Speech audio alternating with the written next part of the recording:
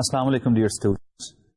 Today in this lecture we'll talk about punctuation marks, how to use them, and what are their functions, what are their roles, and why we use them in writing.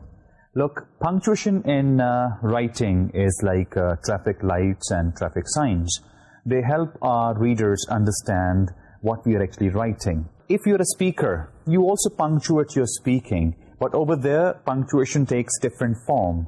But concept is the same. Over there you use your voices, you use your pitch, you use your stress, rhythm, you use your bodies, your facial expressions, your gestures, you use stresses, you use intonations. Why you use all these? Of course you use all these to make your listeners understand what you are speaking.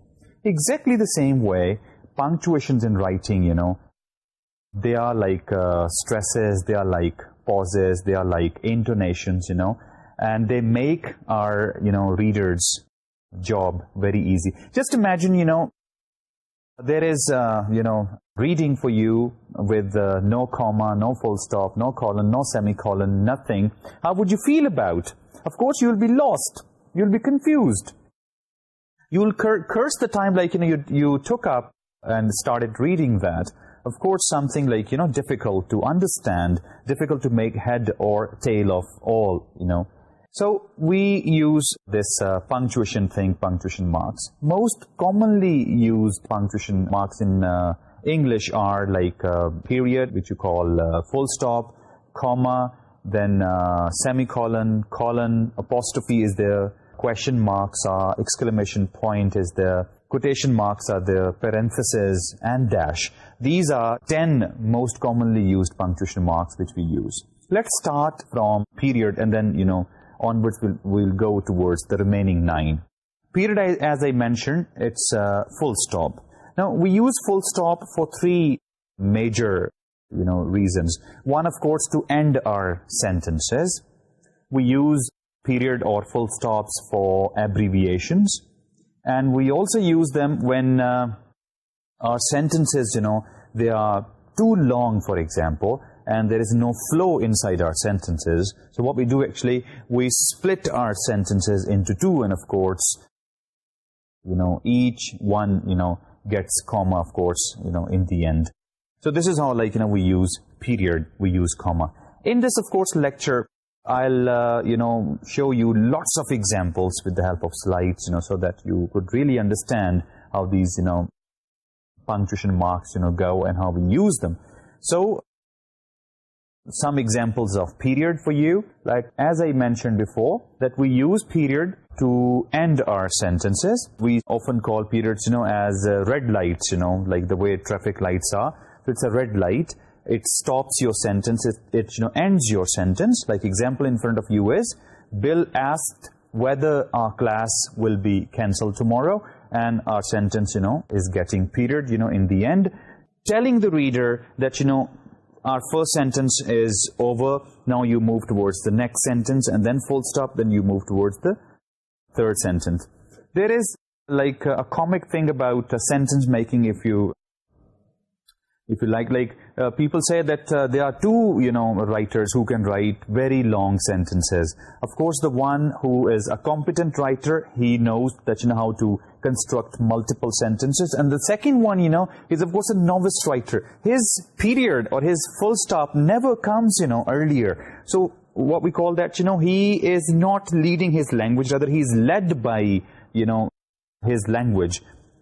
Whereas the good writer is the one who leads his ideas, who leads his expression, who leads his, the language. Writer is the master. He knows, where to end sentences and where from to start, and, how to, whether to write simple, to compound, or complex, or multiple. Therefore, a good writer, his sentences, of course, always enjoy a controlled length.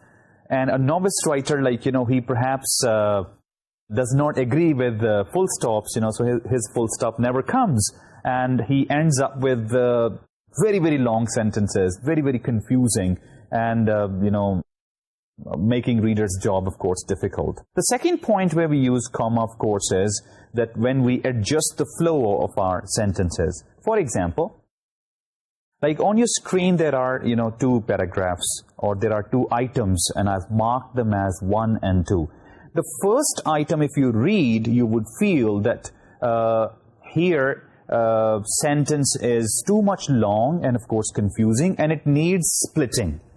In the second item, if you, take a look of it, sentences, this item is in 2-sentence form, easy to understand, okay? And, if you take a look of the second one and I read it for you, ignition delay is the time required to recover the pressure loss from fuel evaporation. Now, full stop.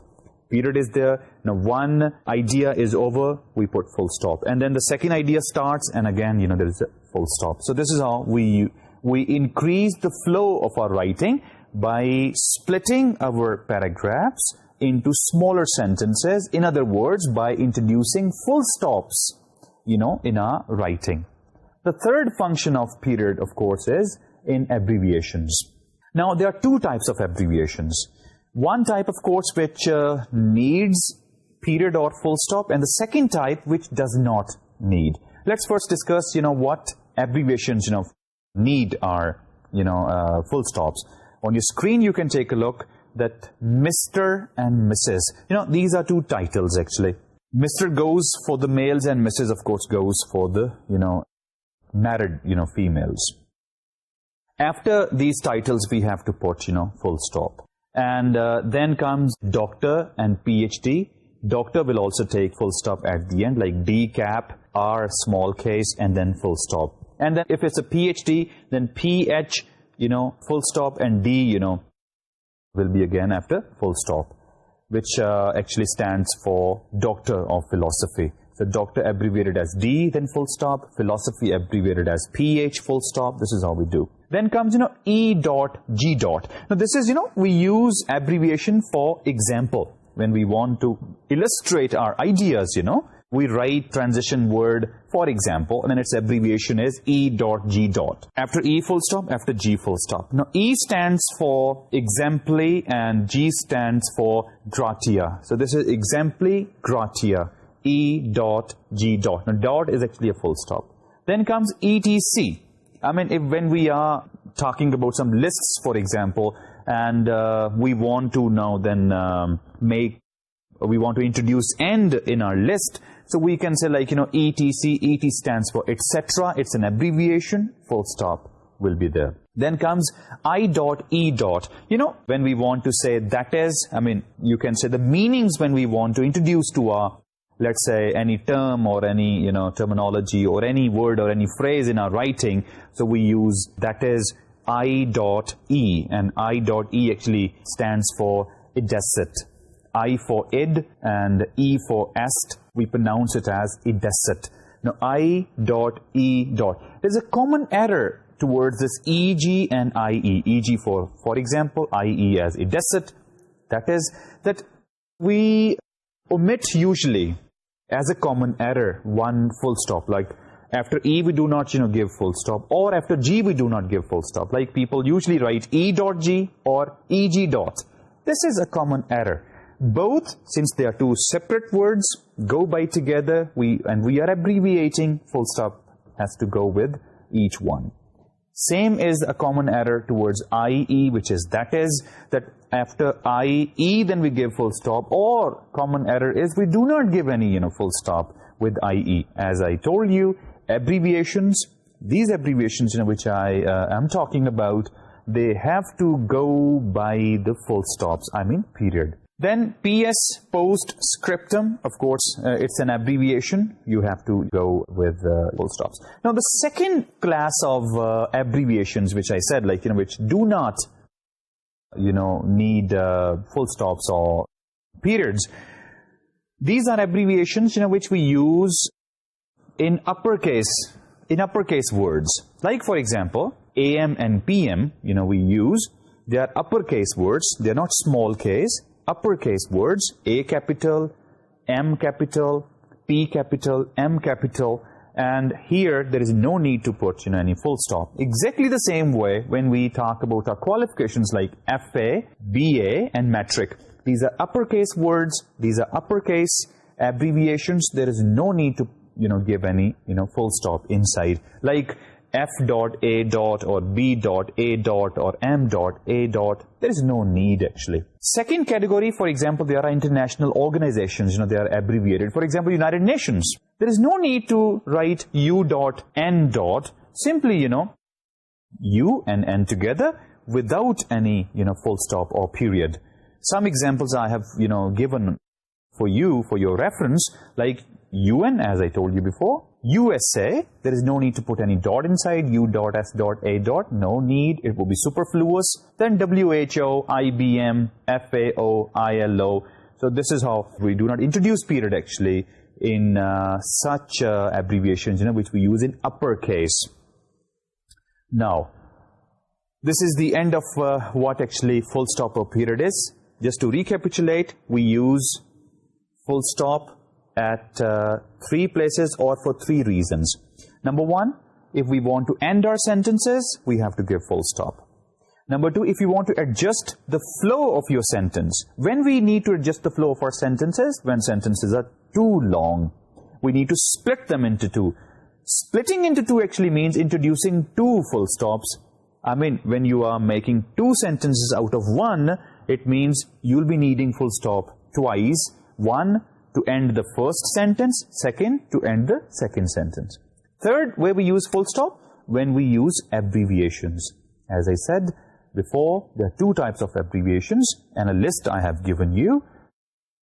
1 class which needs full stop, 2nd class which does not. When you use abbreviations in uppercase, look, you may ask me this question that Mr. was also uppercase abbreviation. MA, like MA of course is an uppercase abbreviation. I mean in capital letter. Mr. is also in capital letter. No, here when I say uppercase or capital letter means, all the parts of the abbreviation should be in capital letter. Like MA, it's not M capital and A small. M is also capital, A is also capital, so there is no need to put any abbreviation. Whereas in Mr., M is capital, R is small, then of course we need abbreviation thing. So this is how we use, period, or you call it full stop. This is very, very important. Experienced writers, they introduce full stops in their writing to increase the flow of the, written piece. And novice writers, they usually do not introduce full stops quite often, and that is why their sentences are unnecessarily long, and offer confusion, to the readers. Let's move towards a second punctuation mark, which is the comma. Of course, if you compare comma and this full stop, an interesting, quite obvious fact is that full stop is the ending mark, and comma never is used at the end of any sentence or any group of sentences. So we say like comma is always inside a sentence and full stop is always out of the sentence. Well, of course there are some defined places where we use commas. Let's say when you are preparing a list of names, for example, 4 or 5 names in a sentence you are using, of course you will separate those names with the help of commas. And when you are using more than one, let's say, one clause, let's say there are 2 clauses in a sentence, so you can separate your clauses with the help of, comma. So there are, like, of course, some defined areas where we use, comma. Let's take a look what are those places where comma goes. And let me tell you, in punctuation, comma is something which is honestly, after semicolon, difficult to use. Why? Because it has quite a number of places where it is used. Let's take a look. Number 1, we use comma before a coordinating conjunction. Now, what are coordinating conjunction? Fanboys, like for, and, or, nor, but, yet. These are coordinating conjunctions, and we use comma over there. Like if you're using, let's say, nor in your sentence, so before nor, you have to give comma. If you're using or in your sentence, before or you will be using comma. If you're using but in your sentence, then you, of course, will be using comma. Example, she looks very young. She is already in her 30s. Let's say these are two sentences. She looks very young. She is already in her 30s. If you want to combine these two sentences and want to make compound sentence, let's do it. She looks very young, but she is already in her 30s. Now, before but, we have to put comma. Please keep in mind, coordinating conjunctions, fanboys as a mnemonic. These coordinating conjunction formula is first comma and then coordinating conjunction. As we used but in this sentence, we combine these two sentences by using but. Before but, comma has to be there. Before and, comma, has to be there. Before or nor, comma has to be there. Do not forget this. So, coordinating conjunction, when you use first comma, then coordinating conjunctions. Now, one more important thing. Sometimes we do not use comma in, coordinating, in compound sentence. When it's not likely, that your sentence will be misread, for example. If that fear is not there, then you can omit comma and sentence will be, of course, read with no confusion. For example, the plane took off and we were on our way. Now, in this sentence, of course, we're using and as coordinating conjunction. But if you compare this sentence with the previous one where we talked about that somebody looks young and someone is in 30s, over there we use but. Before but, we put comma. Why? If we deleted comma, chances were that, the sentence would be misread. But in this sentence, we used and, we omitted comma, flow was there was no confusion. So in such cases where you feel that even if I do not give comma, where comma should go, even if I do not give comma, and, there will be no fear, sentence will not be misread, no problem, you go ahead, you can omit comma.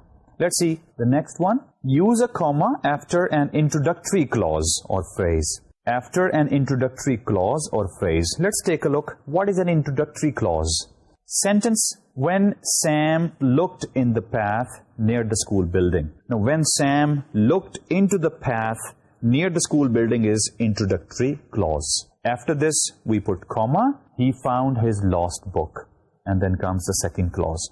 So, when you are using introductory clauses, after introductory clauses, you are going to put comma and then the independent clause, of course, will come next and, of course, a full stop. Next place where we use comma is use a comma after an introductory participle phrase that describes the noun or pronoun that follows. Now, once again, let's take a look of what is a participle phrase. If you remember, participle phrase means, for example, let's say typing is a participle phrase.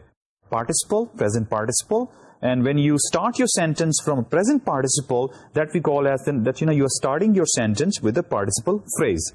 Example is there, struggling with large amounts of homework, the class feared the exam. Now, these are two clauses. The first clause is participle phrase clause.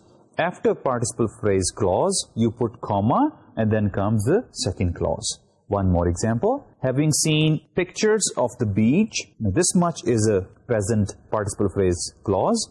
And then comes the next clause. The children eagerly looked forward to summer. Now, between these two clauses, you are going to put comma. Let's move towards the next item. Next item is use in semi-parenthetical clause. If you remember, when we were studying modifiers, and we studied 4 types of modifiers.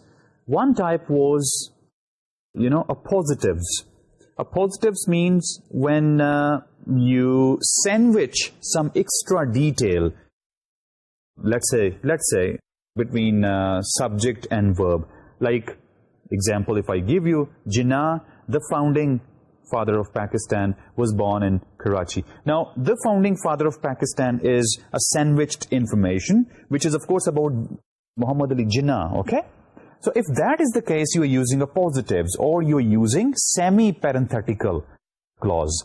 Look, we call it semi-parenthetical. If it's a parenthetical clause, of course, we'll be using brackets. It's a semi-parenthetical. At the place of brackets, we are putting, 2 commas. Like example goes, Bill is here. Now we want to add extra information about Bill. So after Bill, we'll put comma. Then will come the sandwiched part of the sentence. Again, comma. And then verb and the remaining, elements. So the full-fledged sentence is, Bill, the tall one, is here. And the second sentence I've already read for you. Jinnah, comma, the founding father of Pakistan, comma, was a lawyer by profession. So this is how we use comma. Next item, next place where we use comma is, use a comma between all items in a series. As I mentioned before, that when you are writing more than one item and you are introducing series, like, series of items in your sentence, of course, that series of items or those items will be separated from each other with the help of course, commas. Like the sentence is, I brought my books, comma, papers, comma, and computer to the classroom. Now, let's see the next place where we put comma. Use a comma between multiple adjectives. Example is there.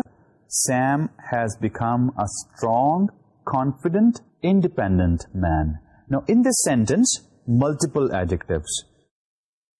Usually, we use one adjective for a noun, but you can try more than one adjective for noun. So, if you're using more than one adjective for noun, which we call as multiple adjectives, so you separate multiple adjectives with the help of, commas. Like you have seen an example. After strong, this is one adjective, comma. Then we said confident, again, comma. And then was the third adjective, independent and man. Now, after independent, there is no need to put comma. So, 3 adjectives we used and 2 commas we introduced to separate, these adjectives. There are some cumulative adjectives also. In cumulative adjectives, we do not introduce commas. For example, if you talk about the structure of eyes, you may talk about the color, you may talk about the shape of eyes, you may talk about the size of eyes. Now, these are when one word for the shape, one word for the color, one word for, let's say, the size, 3 words you are using. Of course, these 3 will be adjectives. These are called cumulative adjectives, and we do not need any comma inside to separate. An example is there, interesting one. You can understand from this example that difference between multiple and cumulative is what, and why we do not put comma inside the cumulative adjectives. Example is 3 large grey trucks. Now, in this 3 large grey trucks, 3 number, large size, grey color. So, if that is the case, very 3 different features actually we talked about, okay? Therefore, there is no need to put comma inside. So, 3 large grey trucks tool down the street. This is how we'll do it. Let's go ahead and see where we use comma. We use a comma in a dialogue, like when we introduce direct speech in our text, and let's say we say the teacher said, and then comes comma, and the direct speech, starts. Like example is there, she said hello. Now here, she said comes comma, and then starts the direct speech. Then we also use commas for dates, for example. Like month comes first, then comes day. After day, we put comma, and then comes year. For example, December 25, 2006 is the date. December, full name. After the number 25, we'll put comma, and then year will come, and then full stop. We use comma for titles also. Titles means when you're using, let's say, someone's name, plus, let's say you are trying his qualification, for example. Like Joe Smith, PhD. These 2, pieces of information you want to write side by side. Inside these 2, after name, you will put comma, and then you'll write, his PhD. Like Joe Smith, comma, PhD. Now, inside the PhD, of course, there will not be comma. We've already talked about PhD is an abbreviation, Doctor of Philosophy. And abbreviations, we put full stops, actually, periods. Then we use commas for informal letter salutation. Salutation means in your letter when you write Dear Sir or Dear Imran or Dear Irfan, this part of a letter is called, salutation, okay? Of course, letters are formal or informal, but I'm talking about informal. In informal letter salutation, we put comma. For example, Dear Sir. After Dear Sir, comma. And then comes a letter closing when we say yours truly or yours sincerely or yours faithfully, which we call as closing notation of your letter. Over there also, we put comma. Yours truly, comma. Yours sincerely, comma. Yours faithfully, comma. And then comes inverted names. We use comma. If you remember in your, last lecture when we were talking about how to document sources for your research, over there, we studied in bibliographic note. In bibliographic notes, we do not write author's name this way, first name first, second name second, third name third, rather. We write surname first and then first name second. I mean, to separate this, let's say if the name is A.J. Smith, Abraham Jr. Smith. Smith is surname, so Smith will come first. And then we'll put comma. And then first and second name, Abraham Jr. We put comma just to tell our readers that when you read it, you will not read this way, Smith Abraham Jr. now. Comma means the same thing, that this is actually surname coming first. That's why we are putting comma. So you read the same way, Abraham Jr. Smith. Okay?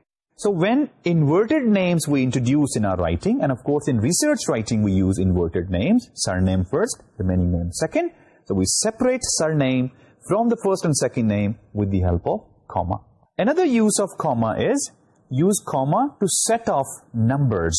Let's say if you're writing some numbers, it could be like, some figures you are writing, okay? And there are some digits inside. So you count from the right. Let's say it's 23 and then there are 3 zeros with it. 23 and 3 zeros. You count from the right side like 0, 0, 0. After 3 digits you put comma. And then 23. If there are more digits, for example, let's say 1, 2, 3, 4, 5, 6, 7, 8, 9. So you count from the 9 side, like 9, 8, 7, comma, then 6, 5, 4, comma, and then 3, 2, 1. And of course, at the start, you're not going to use comma. So to separate digits, after 3 digits, counting from the right side, we put comma. Don't count from the left side. If you count from the left side, then 2, 3, 0. After 2, 3, 0 will be comma, which is common error, wrong. You count from the right side, 0, 0, 0, comma, and then 23. Like 23,000. If that's the, figure, so this is how, you write it. And then we use commas to set off contrasting elements. This is an interesting use of comma. Take a look of an example. Unlike Robert, Viola loved speech contests. So unlike Robert, this is contrasting statement, Robert does not like speech contests. Viola likes speech contests. To separate these two, we put commas, like unlike Robert, comma, Viola likes speech contests. One more example. We use alcohol, never water, to sterilize. We use alcohol, never water. So we are separating, alcohol and water. And there is, the contrasting element that don't use water, use alcohol to sterilize, things. So this is how we do it. Next, use commas to set off transitional expressions. Now, in compound sentence making, we use coordinating conjunctions, which we have already talked about. That coordinating conjunctions always, get comma before, and then the coordinating conjunctions, and the remaining, part of the sentence goes. There are,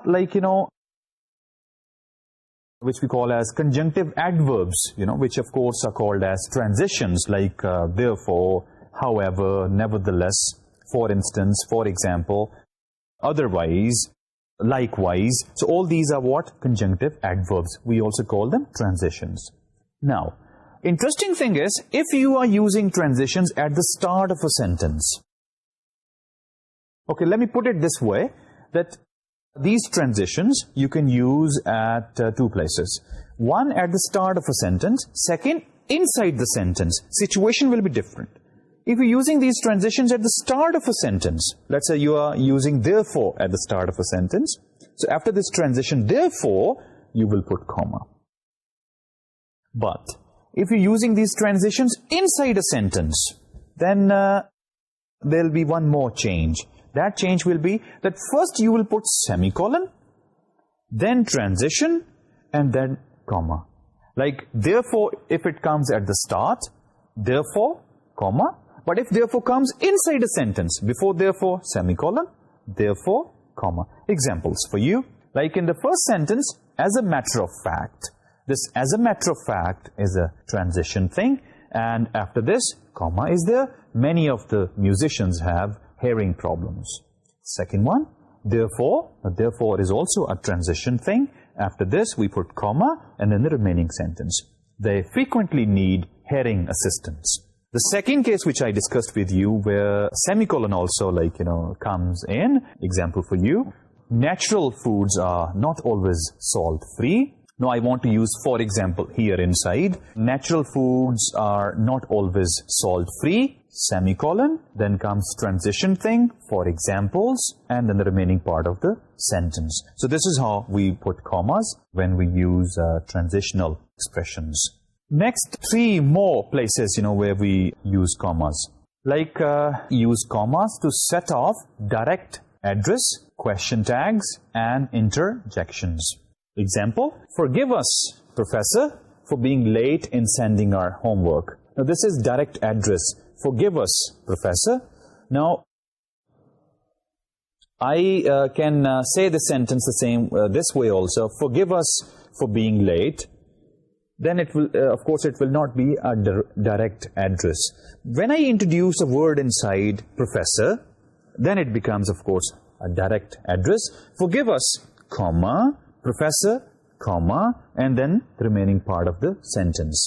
Another example, yes, but don't do it again. After yes, you'll put comma and the remaining part of the sentence. Then I said, like, we use comma when we use question tags. Question tags are actually confirmations. Like, if I say, I'm your teacher, ain't I? Now, this ain't I is a question tag. And, of course, before ain't I, we'll be using, commas. Example is there. This is the third time you have been late. Isn't it? Now, isn't it is a question tag. Before isn't it, we put, of course, comma. And the third thing I talked about, interjections when we, use in our sentences. Like, example, well, we sometimes have lots of other homework to do. Now, after well, you put comma. So, this is, another way of using, commas. Second last place where we use comma is use commas to avoid confusion. If you remember, there was a point when we were talking about commas and I said that you can omit comma if you think that, there are no chances of confusion. You can omit comma. If there are chances of confusion, then you have to, of course, introduce, comma inside. Like, example is, to err is human, to forgive divine. Now, this one is a sentence. To err is human, to forgive is divine. Actually, sentence was this way. To err is human, this is one sentence. To forgive is divine, second sentence. But is a verb which we are using in both of the clauses. And we don't want to repeat our verb. When we don't want to repeat our verb, like to err is human, to forgive is we want to delete. When we delete is, we introduce comma over there so that, reader may not be confused about our structure. So this is how we, introduce comma to avoid confusion. If there are no chances of confusion, then of course you can omit comma, doesn't matter. Okay, so this is how, we use comma in our, sentences. Let's now move towards our third important punctuation mark, which is, I believe, most difficult one to use. And at times, with some students, it's difficult to understand as well. Semicolon. Semicolon, its shape, of course, it's sort of like comma with a dot on it. We use semicolons when we want to introduce contrast in our sentences. Then semicolon, of course, is over there. Frankly speaking, when we are using conjunctive adverbs, semicolon is going to be very much there. Just to give you some places and some examples to understand like how semicolon, functions in our sentences as punctuation mark. Let's say there is one sentence, grandma stays up too late. Let's expand it a bit, further. Grandma stays up too late. One sentence. She's afraid she's going to miss something. These are two sentences. First one, she stays up too late. And second one, she's afraid she's going to miss something. If we want to combine these two to make one sentence, now we can use different, steps. Put these two together, divided by a comma. If we put these two together and we separate them with the help of a comma, then of course there'll be a serious error which we call as a blunder, comma, splice error. Of course you have read this and I know you know that. I mean, the sentence will go, of course it will be a faulty sentence.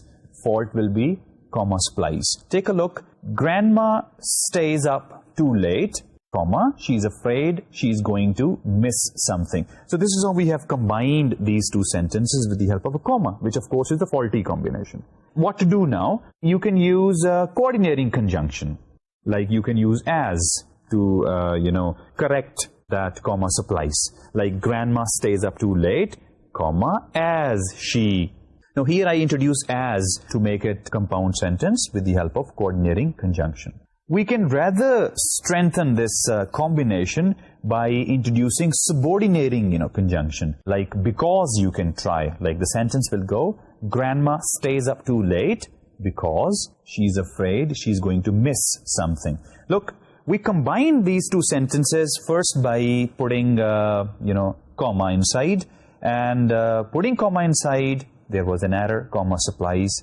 And then we introduced coordinating conjunction. That also didn't serve the purpose. It was as, actually.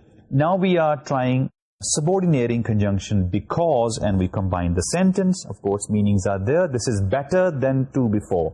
If I here introduce semicolon, then you would see that your sentence will be in the best possible form. No comma, no coordinating conjunction, no subordinating conjunction. Okay, just use semicolon and your sentence will be absolutely perfect. Take a look. Grandma stays up too late and we put here what? Semicolon. She's afraid she's going to miss something. So this is how, we use semicolons. Where comma does not serve the purpose, semicolon. Where coordinating conjunction does not serve the purpose or subordinating conjunction does not, serve the purpose, then semicolon, of course, will come. Semicolon, of course, is stronger than a comma. An example there, peace is difficult, war is hell. These are, of course, two separate sentences. One, we are talking about peace. Second, we are talking about, war. Two different sentences we are combining. Of course, the major theme is the same. I mean, peace opposite is war, war's opposite is peace. So there is some relevance. That's why, we are putting these two sentences together. And we are not introducing any comma inside. We are not introducing any coordinating conjunction. We are not introducing, any subordinating conjunction. Just semicolon and idea will go. So this is one place, where we use semicolon. Second place and the last place for the semicolon is conjunctive adverb. Like we have seen in comma use also. Conjunctive adverbs like however, nevertheless, therefore, as a result. Otherwise, these are some, common conjunctive adverbs. And the formula is what? First, now please keep in mind, conjunctive adverb at the start story is different. But I'm talking about conjunctive adverb inside a sentence. So first, you will put semicolon, then will come conjunctive adverb, and after that, comma will be there. This is how, of course, we'll be, using this, the semicolon. Number 3 and the last use of semicolon, when in one sentence, you are using information groups. For example, you are using people, their qualification, and their, the places they come from. Let's say you talk about, A.J. Smith. You want to talk about his department, let's say English. And you also want to talk about where he's actually from. Let's say he's from, let's say Reading. So 3 pieces of information. Then another person, his qualification or his department and his place of origin. Then third person, then fourth and fifth. These we call as information groups.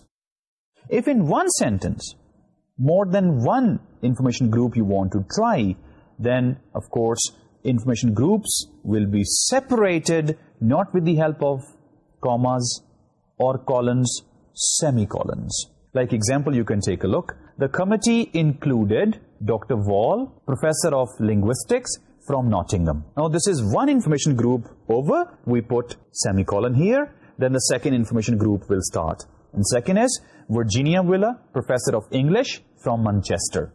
Again, semicolon. Paul Anderson, Director of RadTech from Reading. Again, semicolon. And John Leach, Professor of Nursing from Edinburgh. So this is how, we use semicolon. We use semicolon where comma does not serve the purpose, where conjunctive, where coordinating or subordinating conjunctions, do not serve the purpose.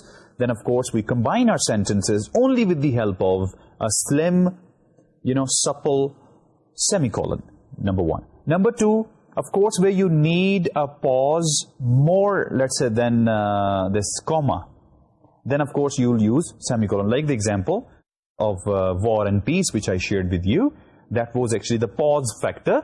More than comma pause was required, so we used semicolon. Third thing is, when inside a sentence you have information groups and you want to separate those information groups so that your reader may not be actually confused, he may not mix up the pieces of information, of course you separate information groups with the help of semicolon. This is what actually the use of semicolon. Use semicolon very carefully. It's of course difficult to everybody, frankly speaking. Let's move towards next punctuation mark, which is the colon. Colons are 2 dots, okay? And let's see, where we use them. Number one, we use colons to introduce a series. If you remember, when we were talking about comma, and over there the series factor was there when you want to use more than different items in a series, for example. We separate those items with the help of comma. But where we use colon, when we introduce that item, at the start of that series, in other words, colon will come first, and then items will come separated with the help of commas. This is how we, use this colon thing. Example, she has 3 things. Money, brains, charm. She has 3 things. This is called starting the series. At the start of the series, she has 3 things. Colon will come. And then those 3 things will come. Let's say money, brains, charm. So money, brains, charm, of course, will be separated with the help of commas. This is the first function of, this colon. Of course, you also use colon this way, that when you talk about, let's say, the different solutions, let's say you want to talk about inside your essay. So you say, different solutions for this problem are as under. Right? And then, of course, you put colon over there, and one by one, you discuss those 3 solutions, and you, of course, analyze things. This next use of colon is separate subtitles. Let's say we are talking about colon at this time. Colon is a sub-point of major subject, punctuation, and if you want to mention these 2 things together, punctuation, colon, and this, the colon item which we are studying, or the dash we are studying, or the comma we are studying. So these 2 will be separated with the help of course, this colon. If there is a book which has a dual title, major title and minor title, and you want to mention these 2 together, separated with the help of colon. The next use is set of a clause. When you want to use set of a clause, 2 clauses together, one flowing out from another one, of course you use colon. For example, the rule is this, keep it simple. This is how we use colon. The next one, when you are writing formal letters, salutation. If you remember, I said informal salutations of letters are like Dear Imran, comma. But if it's a formal business letter, then we do not put comma over there. We put colon. Like Dear Imran, then colon will come. This is how we use colon. Let's move ahead. Apostrophe. Of course, we use apostrophe to show possessions, for example. Apostrophe, we use like comma and then S comes to show possessions. And then some artificial plurals are there and we use, of course, apostrophe. Examples for you. To form possessive, like Bill's bike, and comma is there. And second, contractions, like if the word was is not, and if we want to write isn't, comma will be there. And then plurals of symbols, for example, 1960s, or 2As, or don'ts, or do's. These are artificial plurals, and we use comma. Next comes the question mark. Question mark, of course, we use for two purposes. Number one, for interrogative sentences. At the end, you put question mark. Number two, if you want to express doubt inside your sentence, you can use question mark. Example number one, who is he? Question mark. And the second example, he weighs 250 pounds. This was a sentence. If you want to introduce doubt in it, you can say, he weighs 250 pounds. So the tone will be this way. And inside, of course, you can in bracket put question mark, which shows, that you are doubtful about the things. Exclamation marks. We use exclamation marks to show strong emotions.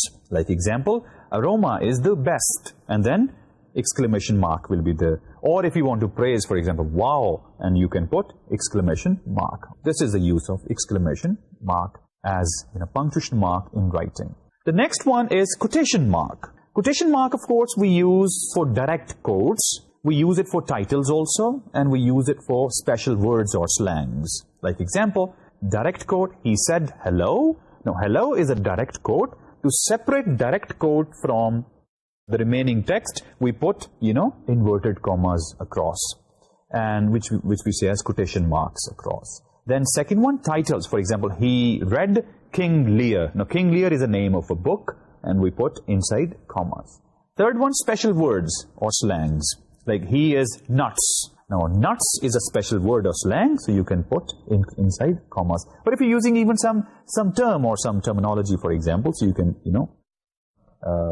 make it a little prominent with the help of quotation mark. Let's move ahead towards parentheses. What is parentheses? Parentheses are brackets, where we use, number one, we use supplementary material. Like example, the map is good, and I want to add some supplementary material after map, so I can introduce parentheses over there, like the map, see illustration, or see table 1, or see appendix 1, or see the end of the chapter. I mean, you can direct your reader where they should go to for additional information. So you can put, parentheses, and you can give instruction. Then stronger than commas. There's a parentheses are stronger than commas. Like Joe, the bad boy, is dead. The appositives, as I have already mentioned before, appositives are inside, the commas. And if you want to, make it look stronger than commas, then you can highlight it with the help of brackets. Joe, the bad boy, is dead. This is how you highlight it. Let's go ahead towards the dash thing. Example, show duration. If you want to talk about duration, let's say Pakistan 1947 to 2007, if you want to omit TO2 as a word, so you can put a dash to look as a hyphen, 1947 dash 2007. So this is how, it will look. Second one, parenthetical material. Again, the same thing, like appositives. See, to show appositives, we can put commas. Number two, we can put brackets to look at stronger than comma. Number three, we can use dashes also. Like the girl, dash, the pretty one, dash, is here. So this is how we can introduce dashes. Again, for the same purpose, for, parenthetical, items. Number one, to show omissions. Let's say there are words, A said something for B, and now you want to, tell somebody else, like, what A said to B, and there are some words which you don't want to use, for example. You don't want to repeat them, you want to say them for some reason. Over there, at the place of those words, you can put dashes. Example is, she called him a... No, here you can put dashes. The message for the reader will be that something which writer does not want to repeat. This will be, of course, the message over there. So this is the end of punctuation thing. Punctuations are important for our writing. The way, voices, bodies and pauses and intonations are important in speaking. They help, these voices and bodies and pauses and intonations, they help the listeners to understand what speaker is talking about. Exactly the same way when you want to create the same effects in your writing, because writer is not there for the reader to explain things. So the same effects when you want to create in your writing, you create with the help of punctuations. I hope you understood different punctuation marks and their uses. I try to, illustrate these uses with the help of, lots of examples.